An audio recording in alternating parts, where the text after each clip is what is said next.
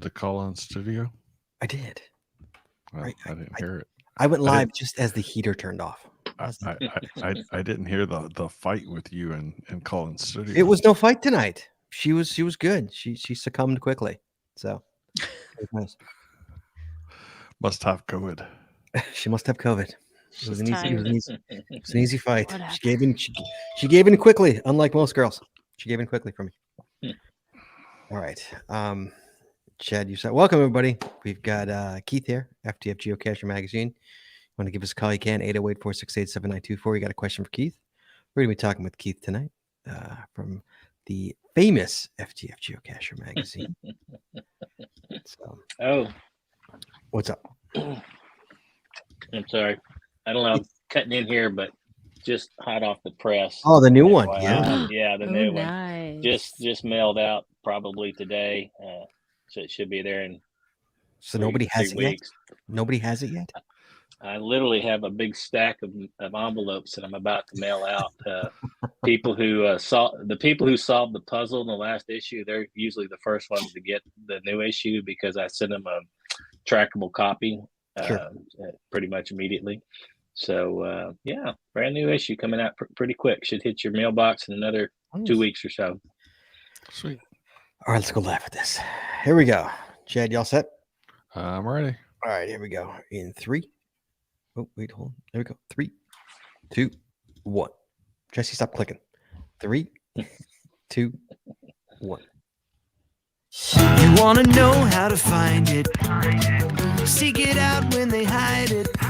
You know it's in the bag when it's an easy grab. But come on, take a chance now. So go, geocache, geocache. And if you need help, we're right there in a flash. If you got a question, just call in and ask. Uncover the stash on the Geocaching Podcast. The Geocaching Podcast. Welcome, everyone. It's Wednesday. It's 8:30, which means that it is once again time for the Geocaching Podcast. My name is Scott Burks. I'm joined by Shorty, and it's over in the next room. And please welcome to my virtual left, my co-host, Jazz 427. Howdy, y'all. Let's talk FTF Geocacher Magazine. That's right, Chad. Today's episode 702, recorded live on January 26, 2022, is the Let's Talk FTF Geocacher Magazine, just like Chad said. Well, and Joe, just give us a call, 808-468-7924. That is 808-GOT-SWAG. And for you international callers, you can call us free via the web at callinstudio.com/show/GCPC. But first, Chad. How you doing, Chad? Hi, Chad. Huh? Hi. I'm doing good. How are Hi, you? Jess. Hello. We got to talk about Patreon, Chad. Oh yeah, got to pay the Chad. bills. Got to pay the bills. Bills need to be paid, people.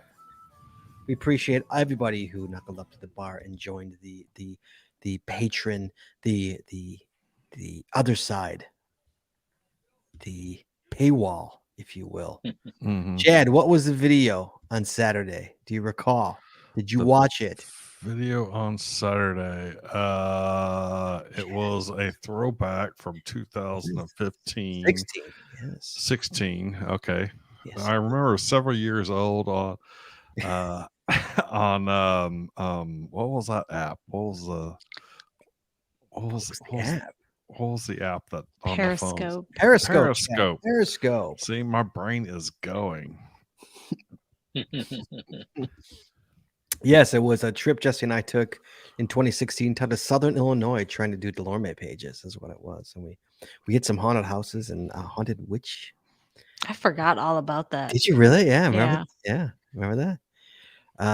So there you go. So that's kind of stuff you get. You get old video that I even put up old stuff up there.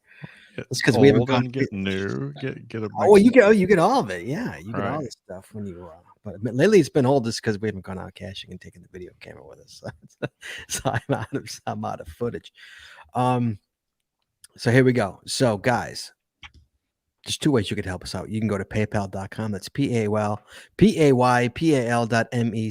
Geocaching Podcast. You make a one-time donation, or you can join Patreon. Patreon, you get extra audio, extra video, only available to our Patreon members. You get Patreon-only shows. You get the end of the year Patreon giveaway show.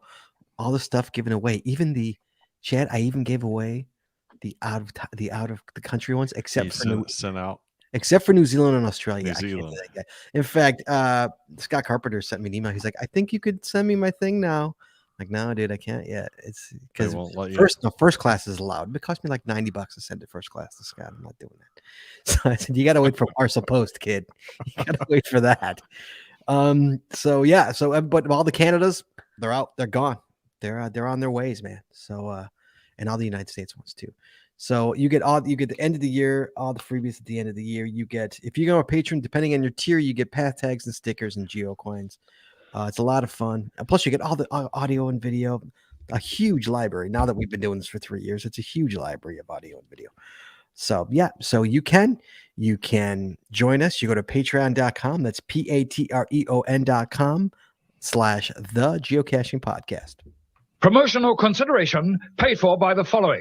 Tonight's show is brought to you by Cachely. Cachely is an advanced geocaching app for iOS. It features powerful online and offline features, including filtered searches, offline maps, and offline saving of caches. Cachely has hundreds of advanced features that will make your geocaching experience just that much better. Get more info at cachely.com. That's CACHLY.com. And tonight we're also sponsored by Logwork. Logwork are the creators of the fantastic logbook made with genuine Write in the Rain paper. The logbook designed for the micro containers of the present and future, geared towards the hider who'd rather go cache than do cache maintenance. Find them at logwork.com. That's LOGWERK.com. It's also brought to you by FTF Geocacher Magazine. Hey, we know that guy. Hey now. FTF Geocacher is the magazine for geocachers written by geocachers. With 6 issues a year, FTF offers practical advice, hints and tips, cacher bios and milestones, geocaching events, trail tales, and all things geo-related. Find them at ftfgeocacher.com. And by the Max Suds Body Company. Max Suds Body Company makes handmade bath and body products from all natural oils and butters. Items such as Poison Bee Gone soap, itch spray, and 2-cent choices of bug spray are all great for outdoor enthusiasts like geocachers. At Max Suds Body, we have you covered from head to toe. Find them at maxsudsbody.com. That's MACSUDSBODY.com.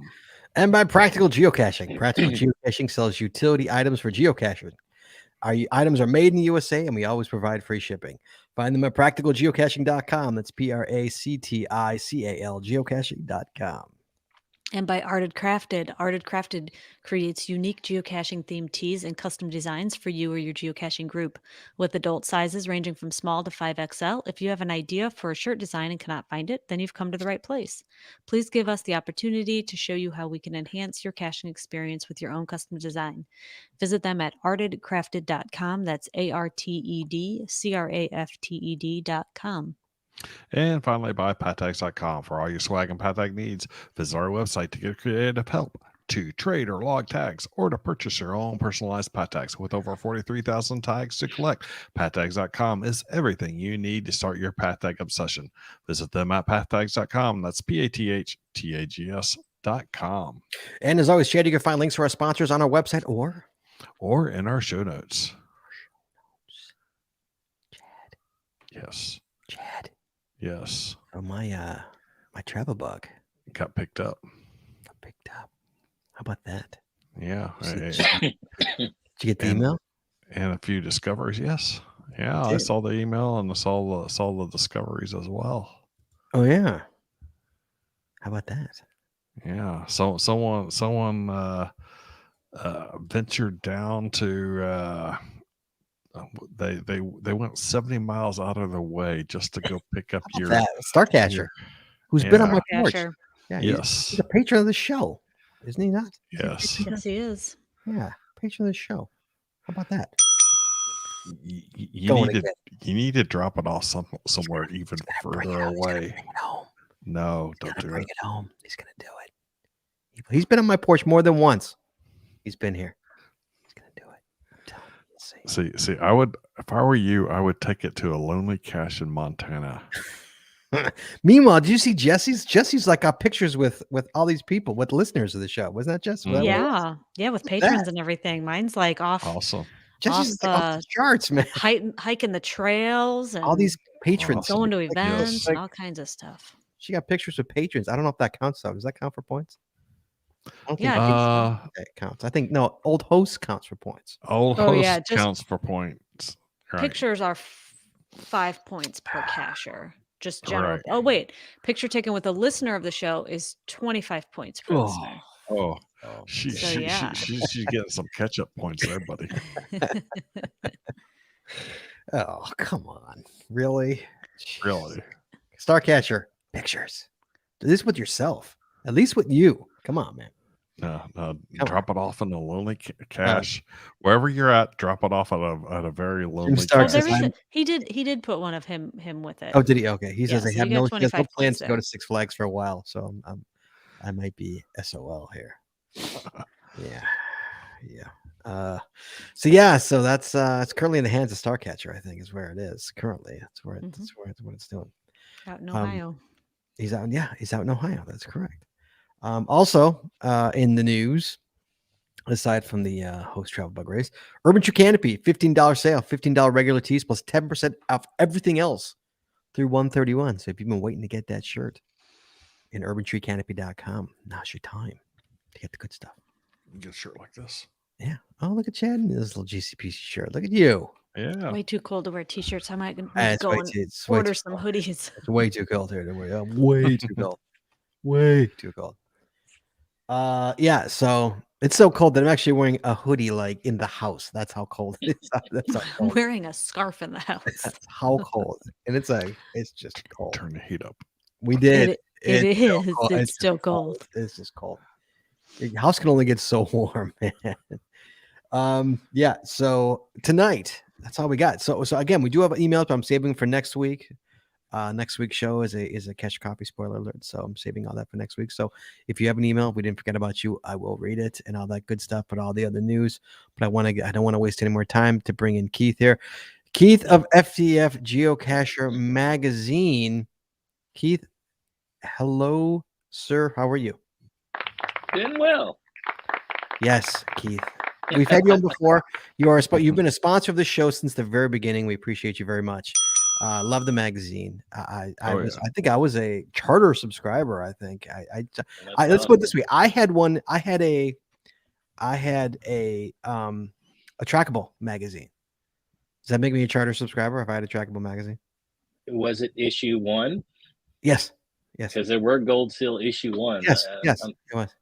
I'm kind of amazed. I didn't realize until later that I'd even thought of that idea so early on in the production of the magazine. I was thinking it was a newer idea. But it kind of came from the idea of, hey, let's do like a Willy Wonka ticket, a golden ticket. And it turned out to be the Gold Seal issue. But yeah, that's you've got one of only 300 magazines that were printed, first of all. And then to have a Gold Seal as well, that's pretty special. Well, unfortunately, I read it and then I passed it on. Into it. I put it in. I put it in. I had a guy offer me. I'm sorry. I had a guy offer me like several $100s for the first issue. Like, dude, I don't have that many left. I'm hanging on to them for now. Of course. Of course. Yeah, but no, I read it and I kept it. I brought it to a couple of events. This is all pre-Jesse too. This is all pre-Jesse. And people see it and log it. And then I dropped it in an ammo cam. I paid it forward. For the joy. Yeah. I'm helping you. Yeah. Of course, somebody now has a really expensive magazine, but who knew that would be worth money? I don't know. Yeah, who knew? But yeah, I always loved that I had one of those. I had one of the trackable ones. Yeah, it's kind of cool. Well, yeah, you're a rare bird if you're one of the original 300. Yeah, I did at one point. So let's talk about you, Keith. So we haven't been you. I think last time you were on was 2019. I think it's the last time. Wow, it's been that long? Late 19. Wow. Somewhere in there. Yeah. Yeah. So that was pre-COVID. So let's talk about the magazine. For anybody who doesn't know FTF Geocacher Magazine, you've been living under a rock. So actually, let's start with that. Let's talk. Keith, why don't you tell us about the magazine? Let's just start for people who may not know about the magazine. Let's talk about that. Well, when you say people living under a rock, I am constantly amazed that there are people out there that say, oh, I had no idea there was a magazine. Especially when the cacher might have like 10,000, 15,000 finds. I'm like, how in the world have you not come across this? I see. How did you not come across? Yeah, I've got thousands of pat tags out there with FTF Geocacher Magazine on them being distributed around. I've got my little trackable cards, my all these things out there. It just amazes me that people haven't heard about it. But basically, the magazine, I've been producing it since 2010. So I'm yeah, this is a long time. This magazine's been around over a decade. Yes. I do 6 issues a year. It's all stories by geocachers. Geocacher milestones. Everybody who sends in a milestone gets their milestone in the magazine. I mean, there aren't many magazines that you can just send a story to and they will publish it. Guaranteed. That doesn't happen very often. I can't. If I could send my own stories to Texas Monthly and see them in the next issue, that'd be awesome. But that's a pretty rare thing. Anyway, I've been doing it for 10 years. It's kind of a labor of love. It's not like I'm 12 years. 12 years. Well, yeah, over yeah. It's unbelievable. I'm on volume 12, issue 1. That's the one I was showing you prior to the show. This one's about to hit your mailbox if you're a subscriber. Volume 12, issue 1. What is that? 12 times 6. Geez, do the math. 72. Anyway, a lot of 72, right? 72. 72. I remember. So this will be 73, I guess, issue 73. I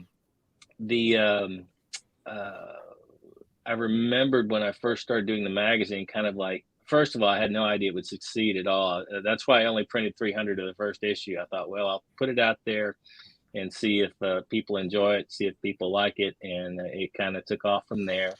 And yeah, it's been something else. Yeah. Okay. And so now we cut to 2020, pandemic, COVID. Did that stop you at all? Did it stop the run at all? Did it make it harder? How did it affect producing this magazine? Strangely enough, I think the COVID thing actually helped helped the magazine. I saw no decrease in subscriptions. I think people probably were looking for things to do during COVID, and geocaching was a nice, safe thing to do outdoors. And I think, I didn't see any like giant decrease in subscriptions or anything like that. So it hasn't affected me much at all. That might even have helped a little bit. I don't know. Did it help? Did it give you more time to do it? Did it give you more time to? Oh yeah, absolutely. We were stuck here with nothing to do but work on the magazine. So yeah. What about the printers? The printers shut down, or they keep going? The printers for it. I had the last issue, the one prior to the one I just sent to press, actually was late going out because the printer didn't have enough people on staff at that time. So I remember calling in to ask about, hey, can I come pick up the extras? Because I pick up extra magazines to send out to subscribers later on. The guy that answered the phone was actually the owner of the printing company, and he was apologizing, saying, hey, look, I got nobody in here to do this stuff. And so it's not even on press yet. He was saying, but I'm gonna try to get it on next week. And anyway, so yeah, it's affected me in that respect. But since the magazine isn't really published on a real hard and fast schedule to begin with, I publish them roughly every 2 months. This issue right now is late, so it's probably going to be more like a 3-month gap between issues and my normal 2-month gap. I've got, over the years, I've gotten sort of behind overall in production of the magazine. So that's why I quit putting issue dates on them. I used to do,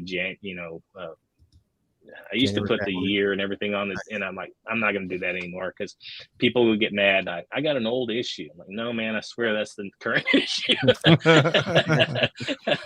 And now it's just there's 6 issues more or less a year. If you subscribe at volume 12 issue 1, you can guarantee you're going to get volume 12 issue 6, maybe 13 months later. Right. So it kind of depends on my schedule, and it's not hard and fast at all.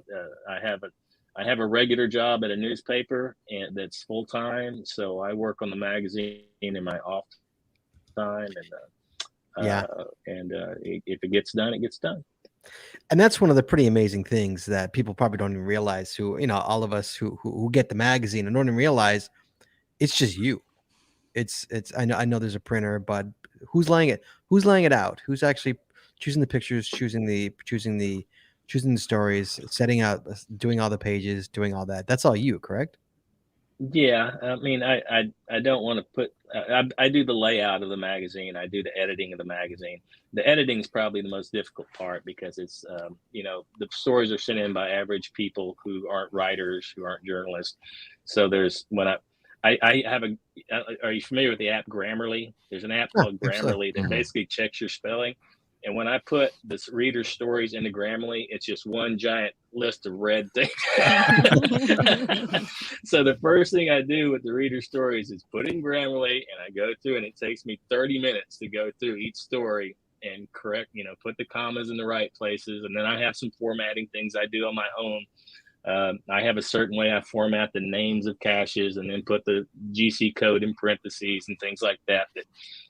They're just the way I do it. I'm just trying to keep it consistent for the magazine.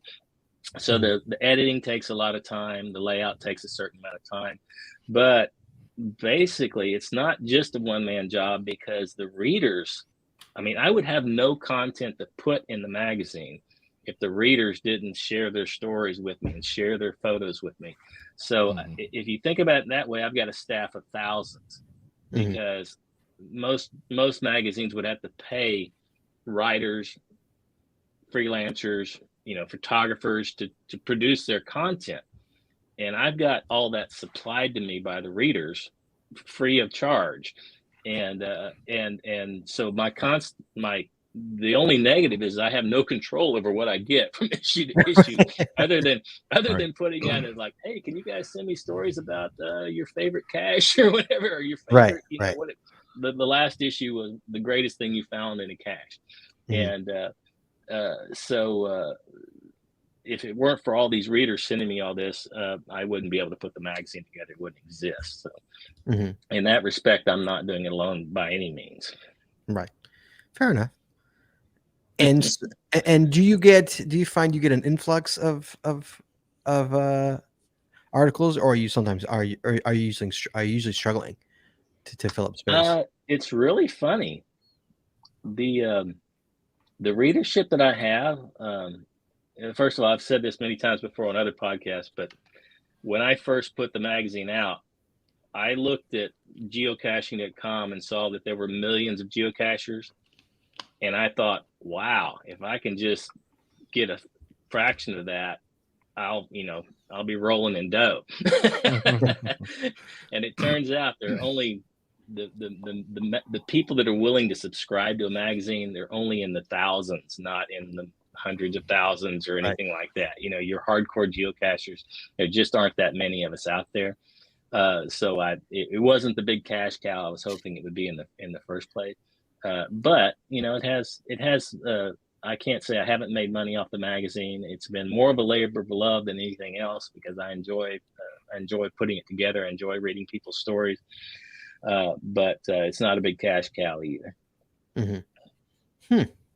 Well, I guess it's a labor of love, I'm assuming. Exactly. Correct? Yeah, I have fun doing it, and it's people seem to appreciate it, and I like that. So do you get a lot more stories than what you can publish, or? That's right. That was the initial question, wasn't it? Basically, I tend to lose my, maybe it's the COVID, I don't know, losing my train of thought. But yeah, the stories kind of, with the number of readers I have, the stories have, strangely enough, kind of match my schedule. By the time I get the next magazine out, I've basically, that's the last reader feedback thing I have, and I plug it in, and then I package it up and send it off to the printer. And sometimes that actually delays publication, because I'm like, wow, I don't have enough content right now. Now, one thing I can do is I can cheat. I can take some of the photos and make them a lot bigger and fill more space, things like that. But for the most part, the content has kind of kept pace with the magazine production schedule. Right now, I'm way ahead of schedule, because I'm trying harder and harder I've already started on the next magazine after the one I just showed you that's just going to press. And I've probably got it a third filled already with stories. And I'm literally taking somebody sent me a story about 2 hours ago, and I've already formatted that story and put it into the magazine so that I'm a little ahead of the game this time. Because this issue was late getting out, I'm trying to make up time on it. And I'm trying to do that more consistently overall with the magazine, because it just makes my job easier. What happens is I'll make some progress, and then I'll put it down, set it aside, and go about my life. And then, oh, damn, it's almost 2 months. I need to put out another issue, and then go back to it, and then realize, oh, no, I didn't make as much progress as I thought I did. So now I'm scrambling to try to put the magazine together at the last minute. Again, because I don't have a specific production schedule, it's not like anybody's on me about, hey, where's the magazine? So I have some flexibility there, but I still don't want to, people want their next FTF, and I don't want to keep them waiting too long. Sure. Okay, so people could send you stories, people could send you pictures, correct? Can people send you just pictures or just stories? Absolutely. Okay. I mean, if you send a photo, I obviously want to know a little bit about it. Some people have sent photos. I had one guy who was a really good photographer, and he sent a bunch of photos, and I thought, wow, these would be good cover photos. And I used a couple of them. I can't remember exactly which issues or anything like that, but I have had people just send me photos that were so nice. The issue prior to this with the guy in the tree, I just picked, basically I put the whole magazine together, and that cover photo is the last thing I do. So I went back through all the photos that everybody sent me over the last 2 months, and I said, wow, this tree picture, that's the one. So I put it on the cover. And the guy that sent the photo in didn't know it was on the cover until he saw the cover, in his mailbox or whatever. You didn't even tell him. I don't normally show. Occasionally I'll show someone an article that they wrote if I edit it heavily, just do a hatchet job on it. I'll show them the article and say, hey, read this, make sure I didn't screw anything up in your story. And just for that reason, I might show them the story ahead of time, but that's not very often that I do that. And I definitely don't tell people they're on the cover or anything like that. They find out when they see it on Facebook or in their mailbox. Oh, that's kind of cool. Gotta hack up that Baytown Burt guy's articles. Which ones? Baytown Burt. Oh, yes. Baytown Burt has not written, and he was supplying one recently. He hasn't written one, but he did contact me recently. I think he's going to get back into the game. And Baytown Burt was great because he always had an opinion. Oh yeah, he definitely does. So he's a friend of mine. So back when I lived in the Houston area for many years and stuff, and I'd go caching with him. So he's definitely got an opinion on everything. And he's a character too. And and that's what I liked about him, because you want people that have, it's nice to see somebody who's that passionate about the game, and about what's right and wrong about it. It's also nice when you get the magazine, you see, like, we were in it last month. We were in the magazine. No clue that we were going to be at all. Right? Oh, look, that's me. Sometimes, you mentioned sponsors at the beginning of the show. Pathtags.com has been with me for the duration, from the beginning, supplying me with those little cryptozoology tags that I give free to everybody. Some people will find out they're in the magazine because their tag shows up on that Path Tag spotlight on the back page. So they'll get all excited. Hey, my tag's in there. One time I went to Geo Woodstock, and the ad for pathtags.com in the issue that I took to Geo Woodstock had a bunch of the people that I saw come by my table in my booth at Geo Woodstock. I'm like, hey, here's the latest issue, and there's your tag in the Path Tag spotlight. And also, as far as sponsors go, I love Cachly. Cachly is awesome. Right. I use their app all the time. I love the fact that they have that little circle that tells you how far away the cache is from another cache. Yeah, that is wonderful for someone who's a hider. and just everything that I don't use the vast majority of the features in the app, but I love the fact that it's so deep and that you can go in and really, if you have something specific you want to achieve in a geocaching app, it's deep enough to where you can do it. I just recently loaded the offline maps in Cachely because they have the Texas county boundaries. You can see the boundary lines, and I'm thinking I might make a road trip, to pick up some Texas counties for the Texas County Challenge. So I'm like, I need that, and Cachely provided that. That's awesome. Yeah, Jessie loves the offline maps. Sure, she loves those. Yeah, she's a no, we do too. We're big, obviously, huge fans of Cachely. Using it before I was even on this podcast, that we were using Cachely and fans of it. And it's earlier something you said made me laugh, is that, like, you say people, and you're amazed people don't know who you are or the magazine. You're everywhere. I mean, every mega, every podcast. Yeah, exactly. Seriously, every podcast, every mega, you are like the first person. Yeah, it's sponsored by, how do people know who you are?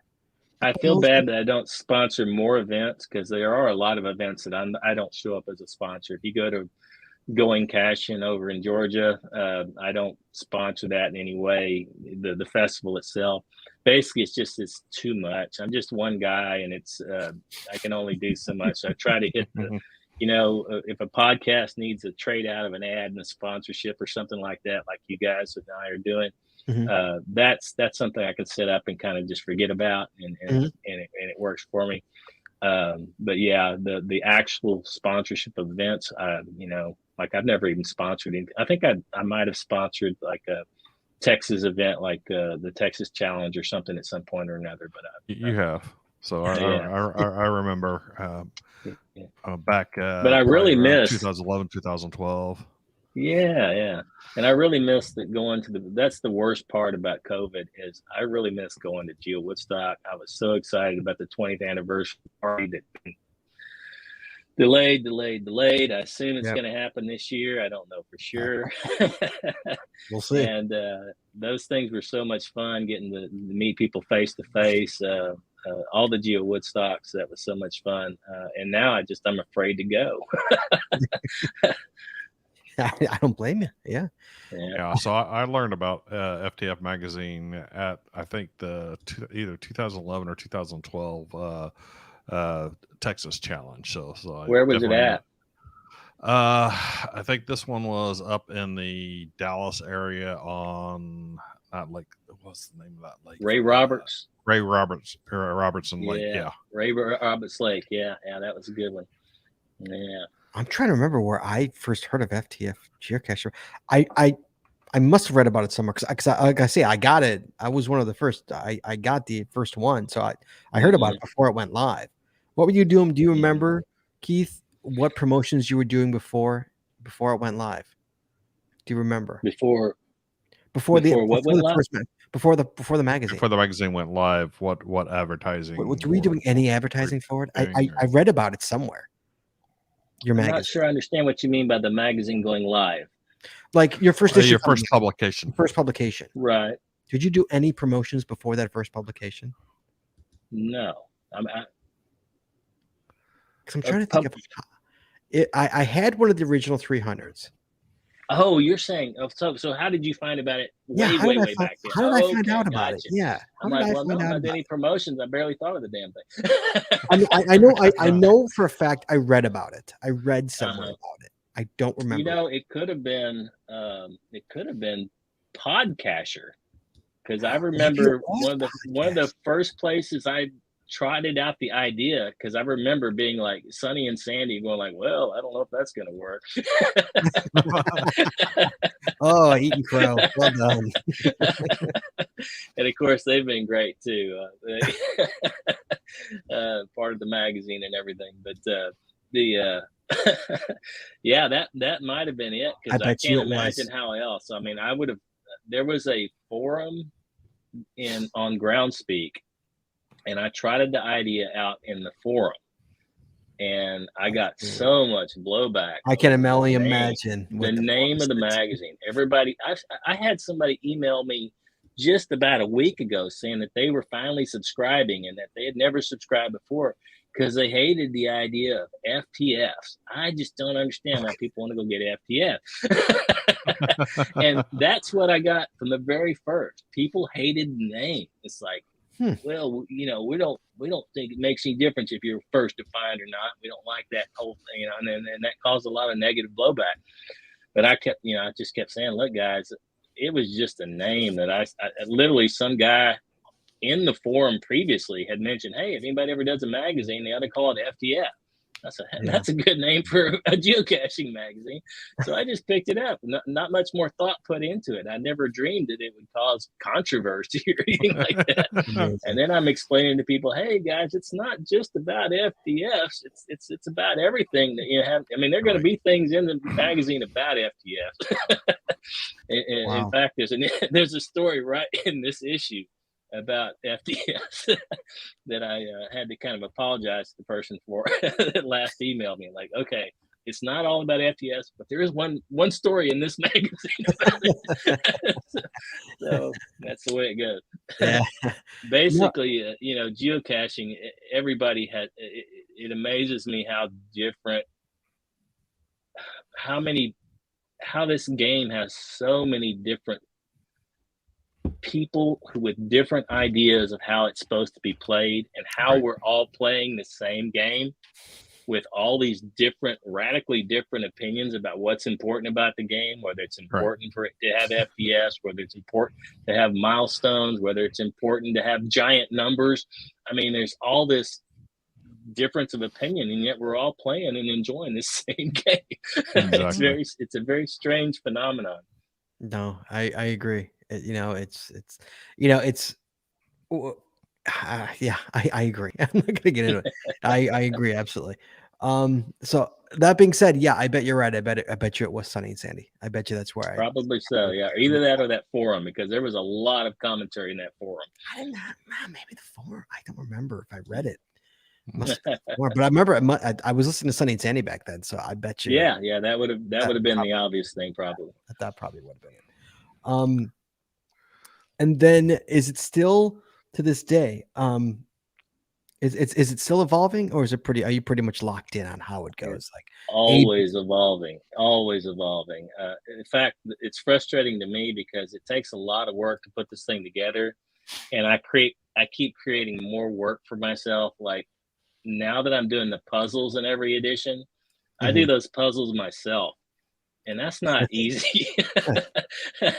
The puzzle in the current edition, it has to do with chess, because I've been playing some online chess lately. So the puzzle is basically 6 chess boards that you have to find the right move to solve the puzzle. And I had and the problem with me creating this puzzle myself is I don't always get it exactly right. After I'd sent this magazine to press, I noticed that I had made a small error in my chess puzzle. So I tried to correct it, but the printer had already played it, everything, so I couldn't make the change. Now, it's not such a great error that people can't solve the puzzle, but if they understand how the puzzle works and they get to that it's the 4th chessboard, when they get there, they're going to say, why is this letter in this space and not the right letter? But the number still matches up. So anyway, it's and that's the problem with creating. I create more work for myself because I'm always trying to make the magazine better. Right. And you know, and every time I add some feature like that, it creates more work for myself. But on the other hand, I enjoy doing it. So it just takes me a little longer with every issue to do so. And as you said, I'm the thing is not the magazine is not at all static. If I come up with an idea tomorrow that I think will work with the magazine, I plug it in. It's always changing. You'll notice if you go back 2 years ago and look at the magazine versus what it looks like today, you'll notice huge stylistic differences, a lot more color, the addition of backgrounds and things like that. It's constantly evolving. And the App Store app. Do you still have the App Store app? Is that still available? I know. Yeah, it's still there. If you go in there and you download the App Store app, it's been working to my knowledge pretty much flawlessly for the last 5 years. It's got a bunch of bad reviews for a little short period of time where I neglected it and it wasn't working properly. Go in there and give me a 4-star review. Okay. Yeah, just so people know, just so all of you know, you can not also a broken app anymore. you can also read the magazine. If you don't like reading magazines, you can read the magazine on an iPad or on your iPhone. You can download. You can download a PDF. I'm assuming it's a PDF, correct? I'm assuming a PDF. No, it's actually just it's a specific app on the Oh, I okay. do send out PDFs now, but only to international subscribers because international mailing has gotten insane. Oh, I know. They've got new regulations, and I'm just too small. If I had somebody on staff to deal with European mailing regulations, I'd say go for it. Let's do it. But it's too much work for me now. I stopped selling any product in Europe or overseas or even Canada, and I just send the magazine to them as PDFs overseas. So I do have 70 or 80 subscribers from different countries, United Kingdom, Netherlands, different places in the world, but they're all just getting PDFs of the magazine. I used to worry about sending out those PDFs because I thought, well, if people can get the PDF, they won't buy the magazine. Right. And what I've found instead is that geocachers are so geographically diverse, spread out. I've never had a problem with anybody posting PDFs and like spread them around. No, you never found that online anywhere. I mean, and at this point, it would probably help me more than hurt me for somebody to do that, because my biggest problem is getting the word out. I think that's why more people don't know about the magazine. It's because when somebody sends me a subscription renewal, I plug in when I search through my Excel file where I keep all my subscribers, I search for their zip code, and it usually takes me straight to them. That's how diverse geocachers are. If there's a big metropolitan area like San Antonio, I might have 6 subscribers in that area. Right. Wow. And everybody else is in podunk towns all over the United States. And it's so spread out, and there's so few. It's hard from a marketing standpoint to reach those people. Sure. Because they're not all in one spot. They're not. It's really a kind of a conundrum. Yep. But for everybody, there is an online version available in your for your iPad. Yes, it's called FTF. It's on the iTunes. Yes. And for the record, Baseball Freak 007 said, I heard about FTF magazine on this podcast. So, hey. Awesome. There you go. There you go. Also, so you also have a game, Spartacus. Finding Spartacus. Chad, didn't you find Spartacus, if I remember correctly? Oh, I found Spartacus on pretty much every magazine that I've received, and I keep sending it in, and I never get picked as one of the five. I was gonna ask how many people send in the right answer per month on average. Well, here's the thing. I'm surprised that you say that you found him that often and never received a tag, because I'm going to let you in a little secret. I have a method for selecting people for that Spartacus tag. It's not a random draw. It is random in a sense. But what I do is when you send the email saying I found Spartacus, it goes into a folder on my computer. And every time I'm ready to distribute the tags, I sort that photo by the sender, and I look for the senders that have 5, 6, 7 finds, and then I select them to receive the tag. Really? And that's the method. So what I tell people is, don't give up looking for Spartacus, because the more often you find him, you're getting that much closer to the prize. Ah, It's a little not insider random. secret. It's not random. Okay. It really is. The more effort you put into it, the more likely you are going to get the tag. So Chad will win next So you month. must be really close if you haven't already gotten one. Yeah, I just looked in here, just did a search on IFS at FTFGeocacher.com, and I think I'm at 8. 8.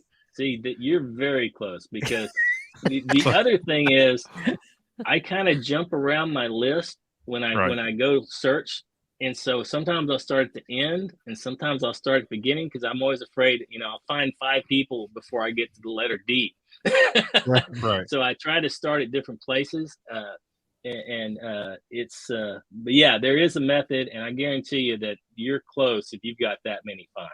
There you go, Chad. Yep. Now, make sure you're sending the same email address and everything. Make sure the finds are coming from the same, because that's how I sort the list. It's got to be.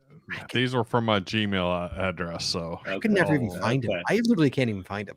I'm gonna look you. I'm gonna look you up after we get. I could tell you the secret that I use, but I'm not saying it on the show. We'll do it offline. Yeah, I could never find him. You mean the secret for finding him? Yeah. Yes. I've once done it with my iPad, and I've actually like zoomed in on the pictures to look. Like nothing. Can't find him. That's actually basically what I do. That's what you I use a magnifying app, and I sit there and I scan all the pictures. Yeah, well, there was a little girl. Sometimes I'm looking at them as like, is that Spartacus? I'm not sure. Let me write a note down, and then I move on. It's like, and then I find them as like, nope, that wasn't Spartacus. Because sometimes there's some things that look very Spartacus-like, but aren't Spartacus. So it's anthropomorphism. I've actually thought about doing an article. I've been meaning to do this for a long time, of the things that people thought were Spartacus. And sometimes I'm like, oh yeah, I can kind of see that. Right. There'll be something with a little red splash, but usually always, you should know for sure when you actually find Spartacus. It should not be that difficult. It should not be just a little smudge somewhere. Every time that I've actually found him, it was like an instant. Yes, that's Spartacus. That's it. So. That's what you should be getting. And I've had people send multiple guesses. I'm like, come on, please stop guessing. You don't have to look at all of these. But Spartacus, I was going to mention, there was a little girl who came up with a theory. She had this like mathematical theory about where I hid Spartacus. I'm like, that can't be right, because I'm just randomly picking stuff. Right. But she thought for sure she knew where Spartacus was, or she could predict where Spartacus was going to be on what page in each issue. And they're like, no, I don't think so. But I have noticed even myself that he seems to arrive on certain pages on a regular basis, like on the same pages on a regular basis. And I don't understand myself why that happens. Really? But it's strange, because even I've noticed there seems to be sort of a pattern to where he shows up in the magazine. So anyway. Interesting. But yeah, Spartacus is fun. I love the story of Spartacus, because that was something else. You mentioned having that first issue. For the first 5 or 6 issues of the magazine, Spartacus, Chuck Seidlinger, had been in all those issues, and he was bragging about having been in all the issues of FTF magazine. Mm-hmm. So I contacted him. I said, "Oh yeah, well, you want to be in all the issues? Let's do this." And initially, I wanted him to just go to different events and like stand in the crowd, and when they take a pic and send it to me. And then I got thinking, no, he's going to be at the same events. He's in the same regional area. Everybody will know where he's at. So I just had him send me a picture, and I said, I'll just Photoshop you into different places. And that was much more fun anyway. I put him in the UFOs and old vans. I put him in all over the place in the magazine, and it's fun just trying to think of a new way to hide him. I do him a lot in reflections. And so yeah, he's been pretty popular. Sunglass reflections off. It's quite a challenge. The one I did where he was a kind of a cartoon character was probably the most out there one, because normally I do the photo. But one time when we had the walking stick issue, I did him as sort of a Boy Scout illustration about walking sticks, and I had Spartacus' head on the guy with the walking stick. That was the most out there one I've done. But yeah, and then one issue I had him in there like 10 times, all over the place. So I knew people would find him no matter what. Right. And then it became a challenge to find all 10 of them. But yeah, that's been a fun addition to the magazine. So, and then you also have cards, and I mean, let's talk about the All trading kinds cards. of stuff. Let's talk about that. Let's talk about let's talk about the swag. Yeah, again, I've put out so much merchandise over the years. It just amazes me that people haven't come across it. The trading cards are just kind of I thought the trading cards would really take off because geocachers are so. I just heard a beep. A beep. My AirPods aren't dying, are they? Okay. Anyway, I think I'm all right. I thought the trading cards were really going to take off because I thought, well, geocachers are such collectors, that this will be really popular, but they never really did. I mean, I probably printed, I did 2 series before the current, what I call Series 3 cards, and I probably in total printed maybe 120 cards or something like that altogether. Right now, Series 3 has been going on for years, and I'm up to almost card number 50 now. I think card 47 was Baytown Burke was actually my latest card. Oh, nice. He asked for 1,000 geocaching trading cards. So it's something I'm doing, but not a huge part of what I do. Yeah. And then, so what about you? Let's talk about you for a second. We've talked about the magazine really quickly. So what are you losing it? Actually, I think what happens is I lost my left. I think my left one died. I'll plug my other headphones in. Yeah. Let's talk about you as a cacher. What's your caching name? FTF Guy. FTF Guy. Okay, what was it originally? Was it FTF Guy? C.K. Petrus. Okay. My name, Christopher K. Petrus. C.K. Petrus. Real clever. Original. Yeah. Just like Scott. Just like me. Yeah. I changed it at one point because everybody called me the FTF Guy. Right. So I'm like, okay, I'll change it to the FTF Guy. So I changed it for a while to the FTF Guy. But if you look at the FTF Guy, it looks like Theft Guy. So it's like, this is the guy that steals. And I had a few people comment on that. I'm like, okay, yeah, that's not right. So, and I was amazed that FTF Guy was available.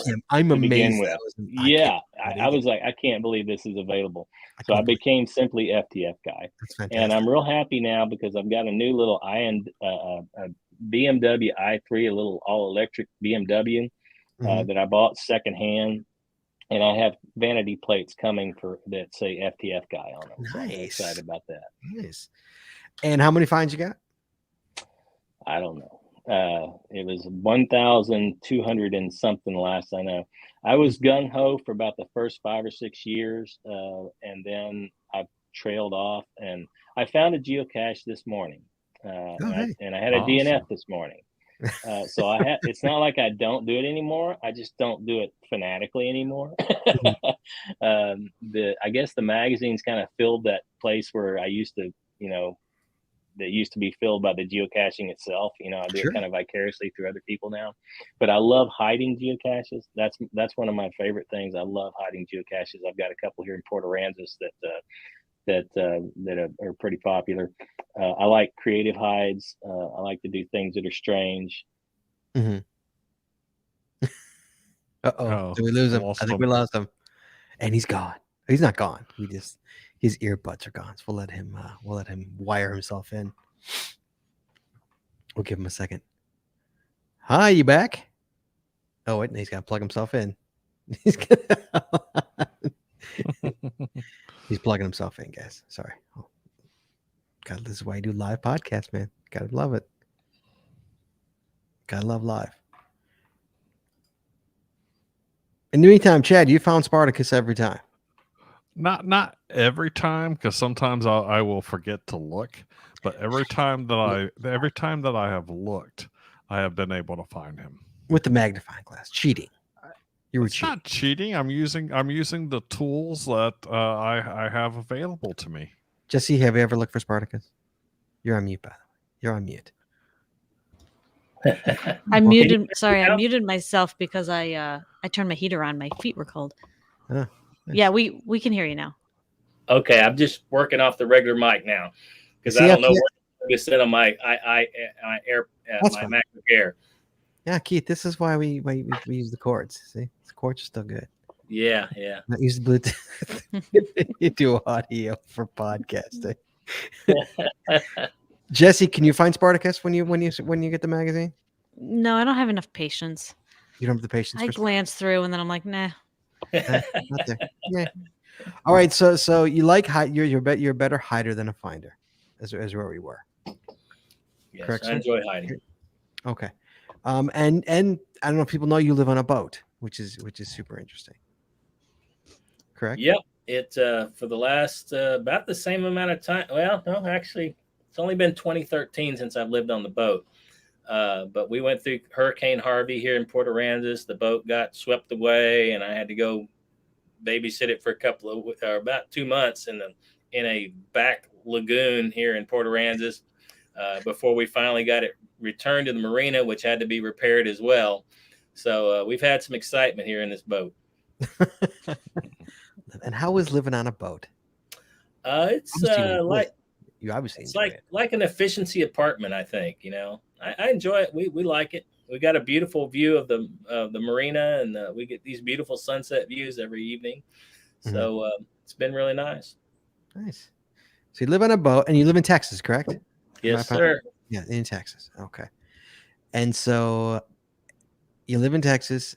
You cache occasionally. You do a magazine every 2 months, and you live on a boat. I love it. Good life. It's a good life, man. You can't complain about that. Got no complaints. Okay. Anything coming up in the future for you or the magazine? You want to spill beans on? You don't have to. You can say no, but just out of curiosity. I can't think of anything. Like I said, I'm gonna try to get the next issue out a little earlier since I was so late on this one. But yeah, keeping on. I'm trying to add. One thing I'm trying to do with the magazine is put out the topic earlier so people have more time to send in the ideas for the topic. Mm-hmm. Right now, the topic for the next issue is basically hold on. I can't remember myself. Oh, who's your geo mentor? So I'm asking people to send in, when you first started caching, who was it that really helped you out, or who helps you out now, or whatever. We just had a cacher here in Texas pass away, JMCZ, Jerry Cherwinski. And so I'm asking for people to send in stories about Jerry. And he was like a mentor to many people, I'm sure, because he was one of these cachers that was over the 100,000 mark and everything. And just a really nice guy. So Geo Mentors is the topic for the next issue. And then I'm going to try to get those topics out earlier so people can have time to send in their stories. Chad, you knew who he was? I've met him. Was he from Rockport or down? He was actually from Port Aransas originally, where I'm from, and that's how I met him. And yeah, just a really nice guy. Was always participating in the Texas events and everything. So Port Aransas, for people who don't know, is just north of Corpus Christi on the island there, and Rockport's about 5 miles away. Exactly. It's so right I know he had caches in that area and stuff everywhere. I kind of assumed he was from there, but yeah, I've done a number of his caches and stuff. So a great guy. Yeah, I met him when Texas Challenge was there in Port Aransas and stuff. So I was the hide crew head in the Port Aransas Texas Challenge, and that was the first year we actually had hides that had like themes, not just a bottle in a bush. I don't know that they've carried that forward much beyond, but we worked really hard that year to make sure that those hides were really special. I was the guy dressed as the Black Knight at the nature center, and I made a bunch of North Texans really mad because I blocked them on their mountain bikes from going to that string of caches until they came and whacked my arm off with a big foam rubber sword. Exactly. We got blocked. We were. I was actually on a bike with some other people, but we're Setex, Southeast Texas. And we had to whack his arm off before we were allowed to. That was me. That was pass. me. I That was had so cool. much fun with that. Before you. Very nice. Well done, sir. Well done. Keith, always a pleasure, sir, to talk to you. Enjoyed it. You do a wonderful thing with your FTF Geocacher magazine. Do me a favor, take 2 minutes, plug what you need to plug for this magazine. How do people find you? How do they find the magazine? Social media, website, whatever you need to do. Please plug away. Go ahead. Well, we're on iTunes. FTF is the app on iTunes. You can go to ftfgeo.com, which is our website. Real simple. We're on Facebook. Just look for FTF Magazine. It's not hard to find. Yeah, and that's pretty much it. There you go. Keith, thank you for being a patron of our show. A supporter of our show, and a what is he, Chad? Help me. Sponsor. Sponsor. Sponsor. Totally had a brain fart. Thank you for being a sponsor of our show, and you've done since the very beginning, since 2018 when I was brought the show back, and you were one of the first people. You were the third guy I called, actually. Oh, really? Well, my sponsors are literally in order. So, like, you're the third spot. You were the third. So you were the third one to say yes. I said a bunch of them, but you've always been very generous with us, and we appreciate it very much. And your magazine is great, and you're doing a wonderful thing for the community. So I appreciate it very much. And you be well, okay, and be safe, okay. Will do. Thank you, sir. You hold on one sec, Chad. Yes, sir. Next week, sir. Next week is a new month, sir. Cache Coffee. That means it's Cache Coffee time. We're going to talk about all the emails you guys have been sending us over the past month. We got so much to talk about. So much is going on, Chad, in this geocaching community that we know and love. Yes. In fact, Chad, I'm just going to give a little teaser here. A teaser, Chad. Scott and Jesse, okay? And the word, what was the word that we used, Jesse? The word used, what are we? For some reason, I have absolutely no idea where you're going with this. Come on. Come on. God, I normally follow your brain thoughts. Come on. Read my mind. You're my cannot wife. read your mind right now. Where are you going with this? Are the only two people left in the host what's race? What's the word that dictates us? That somebody said we were. Oh, were we fun? No, we're sleazy, Chad. Oh, that word. Okay, Chad, we're gonna find out why Jesse and I are sleazy. Okay. I forgot all about that one. Oh, Chad, so much to talk about, kid. So much to talk about. Guys, next week is Cacher Coffee. That's right, guys. February's Cacher Coffee. That's next week, guys. Until then, we're gonna close this show. Where are my show notes? Hold on, I gotta get them. There we are. All right, here we go. Let me get to the ending music here. Please join us again every Wednesday at 9:30 Eastern, 8:30 Central as we stream live on Facebook, Twitter, YouTube, and on our website, geocachingpodcast.com. The archived video versions of our podcast are available on our website or on our YouTube channel. The audio versions are available on your favorite podcatcher. If you like the show, please head over to Apple Podcasts and rate, review, and subscribe. We'd really appreciate it, and it really helps the show when you do. If you prefer to watch the show, make sure you click the subscribe to get notified buttons to know exactly when we go live. And hey, if you haven't already, please consider becoming a patron of our show. With tiers starting as low as $3, you get a ton of additional information, extra video, extra audio, only available to our patron members. Please head on over to patreon.com today and subscribe. That's patreon.com/The Geocaching Podcast. Thanks once again to our sponsors, Cachely, Logwork, FTF Geocacher Magazine, the Max Sense Body Company, Practical Geocaching, Arted Crafted, and PathTags.com. Please visit our sponsors, and when you make a purchase, you tell them the GCPC sent you. That's all we got this week. We'll see you next week. Talking geocaching, taking your phone calls. In the meantime, be good, be safe, hug your loved ones. We will talk to you guys next week.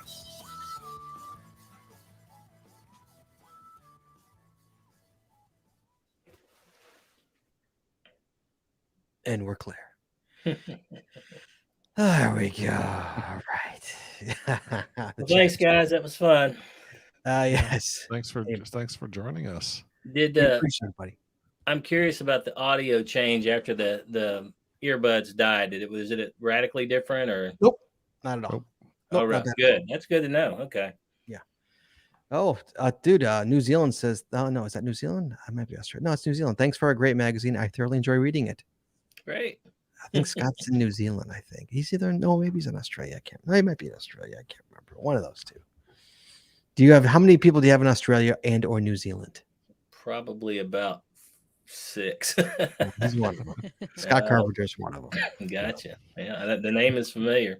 It's funny. At one of the Texas challenges, I'd cached with this one guy like 3 years in a row at the Texas Challenge, and he finally tells me his real name. I'm like, Andrew, I know you. You're a subscriber. And I've been caching with him a couple of years. Didn't know who he was until he told me his actual name, which I knew because he was a subscriber to FTF Magazine. Right. Oh, that's so funny. Sweet. That's awesome. Funny. Hey, I know you. All right, let me go off the air, guys. Everybody, thank you for listening. Thank you for listening, and thank you for the chat room. It's been fun. And hey, Chad, Saturday night, what do you say, kid? I'll be there. Oh, guys, I'll have to put it on social media. Guys, Saturday night, antisocial. We got rooms.